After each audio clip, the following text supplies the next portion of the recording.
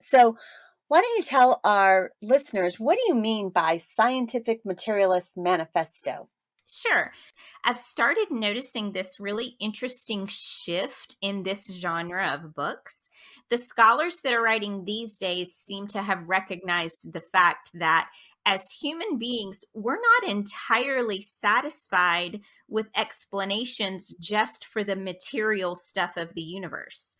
And because these are things that don't help us in our day-to-day lives with one another, our lifelong search for meaning, or our pursuit for individual happiness. And intuitively, we just know that there's something more to life than matter in motion, and that whatever that something is more important than physical stuff. So, quite a few books that have been published by scientific materialists in the past few years have tended to take a broader scope by appealing to this humane intuition that we all have, this unquenchable desire for objective meaning and for purpose in our lives. And these books actually have counterparts in other forms of media. And a really good example of that would be Neil deGrasse Tyson's reboot of Carl Sagan's famous Cosmos television series.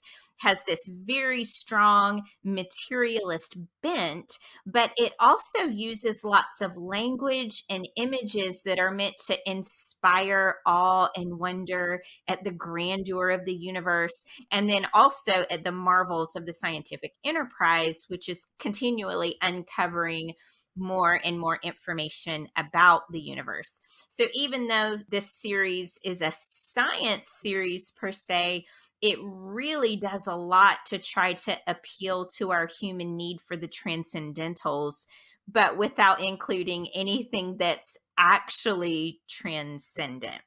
So that's what I mean when I talk about this genre of scientific materialist manifesto. So, in your article, you discuss this scientist, Sean Carroll, his particular philosophy of what he's calling poetic naturalism.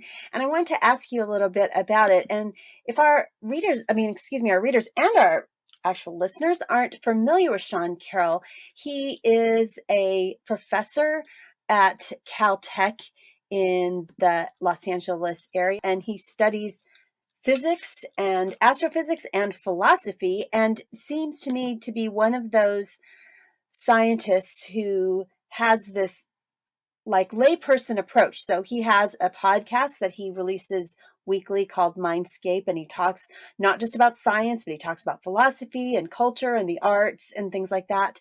And so he's also been featured on NPR. So he takes these various different topics and he makes it really understandable. I mean, he's obviously very smart. He's a physicist and he works at Caltech, but he takes these kind of topics that you're talking about. Like why does time exist? What about time? Why is it mysterious? How do we answer, make heads or tails of it? And he answers it in a very lay friendly way if you've ever listened to him on NPR.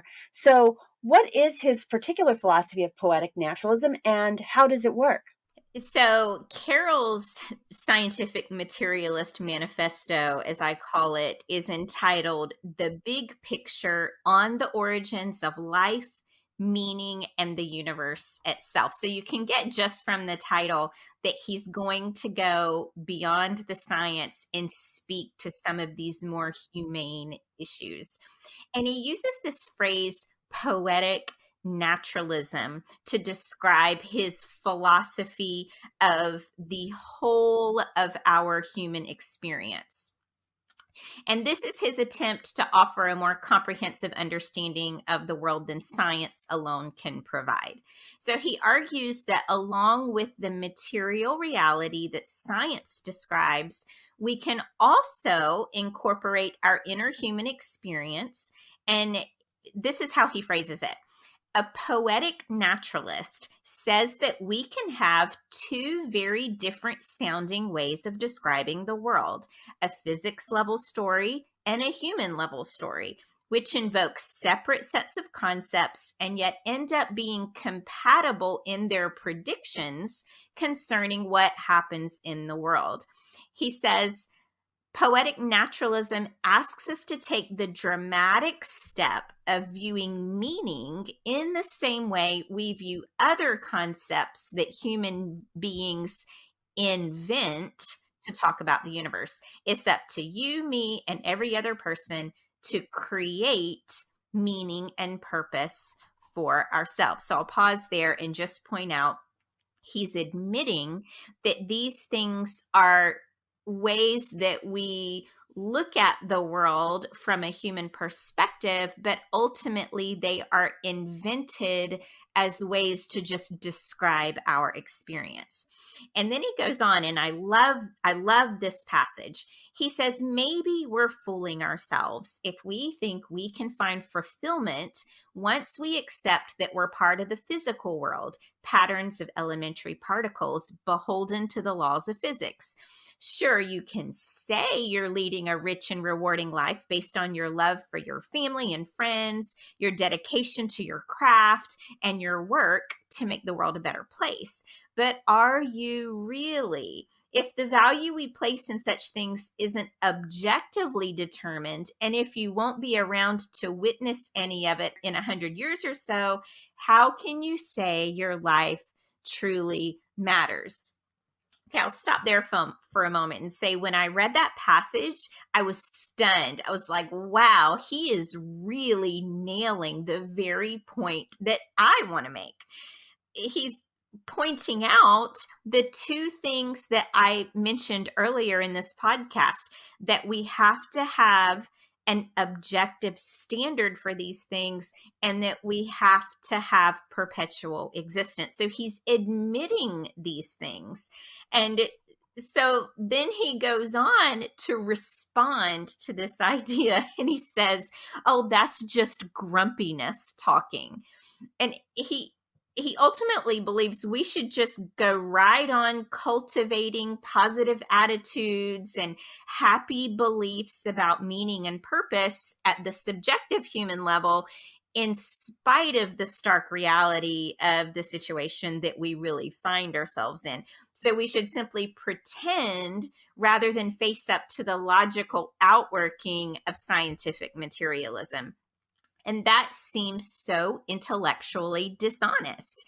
I mean, how is this exercise in self-delusion substantively different from what he thinks of as the self-delusion of religion?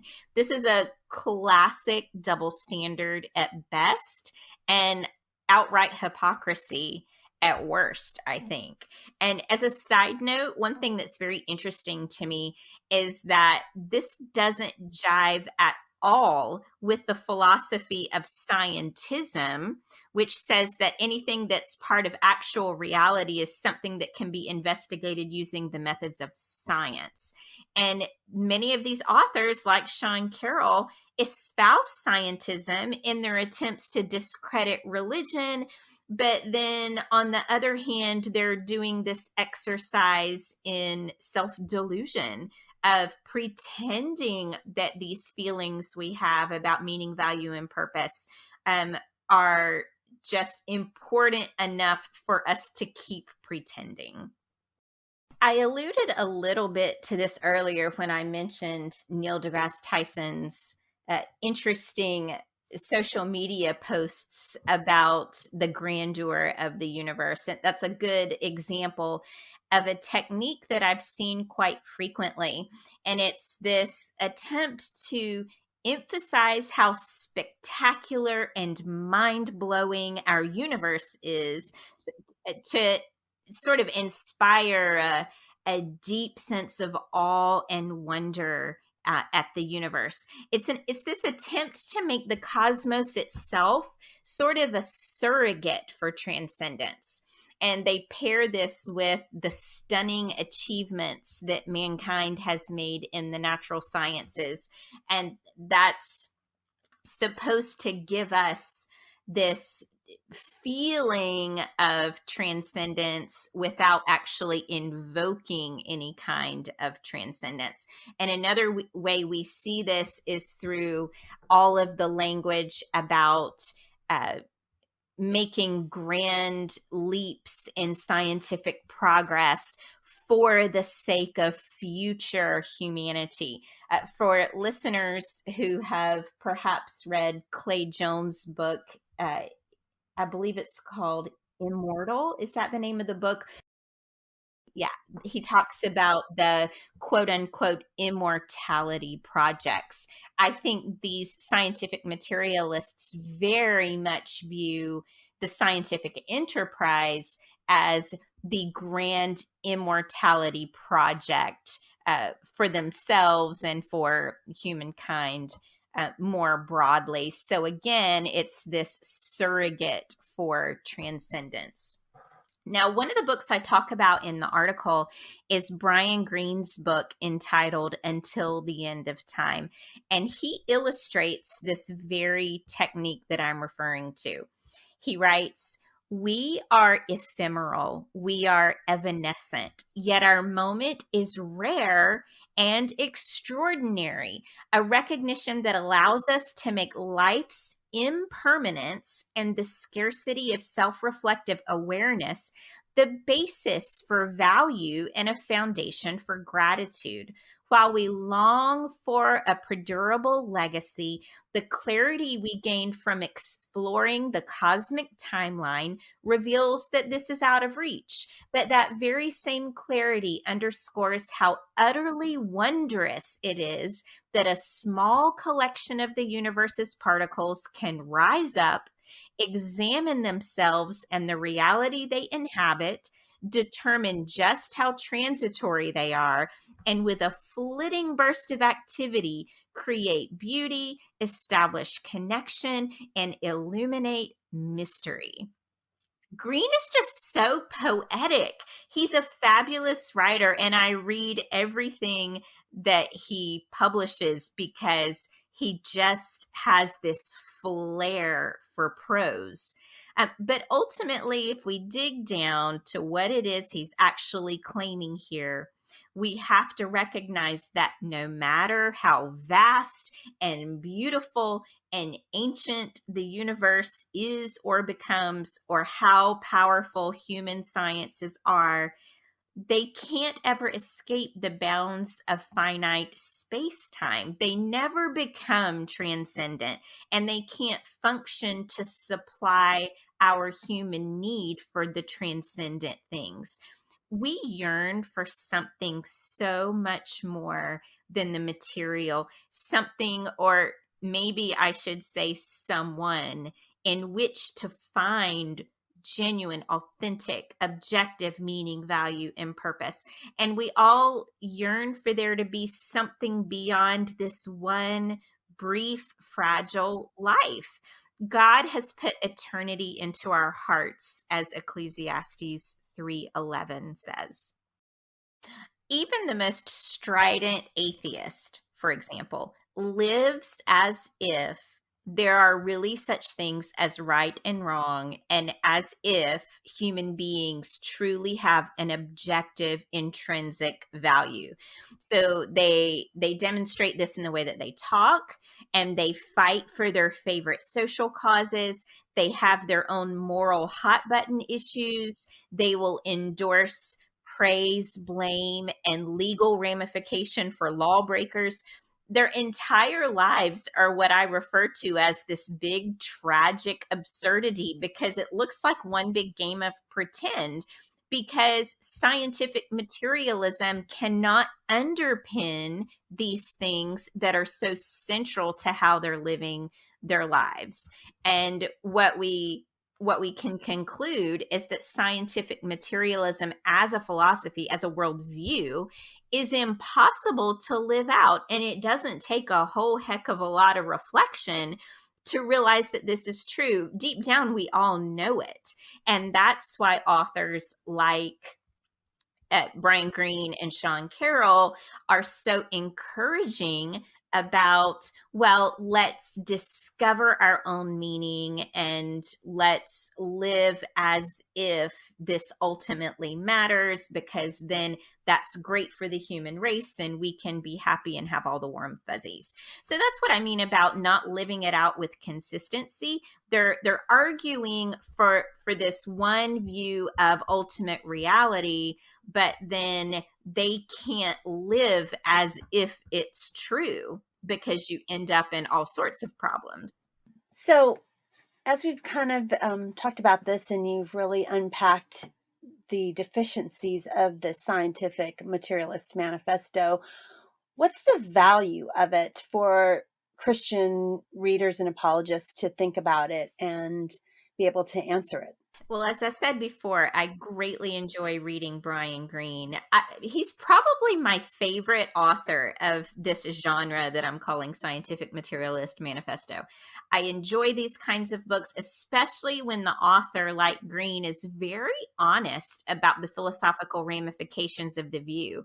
I actually think Greene is a little more honest than Carroll if you compare the books in parallel. But just like Carroll, he still falls back on this idea that we should just joyfully embrace the subjective meaning, value, and purpose that we just invent for ourselves and that we agree with our fellow humans on to whatever extent. And so I think reading books like these is quite beneficial to every Christian, particularly someone working in Christian apologetics, in terms of revealing the deficiencies of scientific materialism that we've discussed and the weaknesses, the terrible weaknesses of the solutions that they try to offer to the deepest longings of the human heart. I think this is excellent material for conversations with non-believers. I think that's a good suggestion. I find it really interesting that a lot of people who are skeptics don't necessarily read books that answers their questions, but I do find that Christian apologists like yourself do read the original source material of those people who are critiquing Christianity. I think it's very helpful for us to interact with some of those works.